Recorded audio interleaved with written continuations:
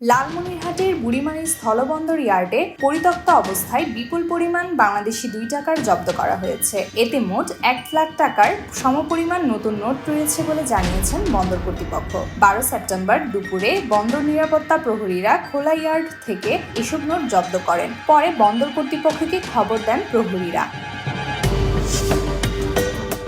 খবর পেয়ে বন্দর কর্তৃপক্ষ বুড়িমারি চেকপোস্টে বিজিবি সদস্যদের সঙ্গে নিয়ে পরিত্যক্ত অবস্থায় থাকা নোটগুলো জব্দ করে। নোটগুলো কোনো এক চক্র মাদক সেবনের উদ্দেশ্যে কিংবা নতুন নোট চোরাচালানোর উদ্দেশ্যে বন্দরে নিয়ে আসে বলে ধারণা করা হচ্ছে। পরে তল্লাশির খবর পেয়ে নোটগুলো রেখে পালিয়ে যায় তারা।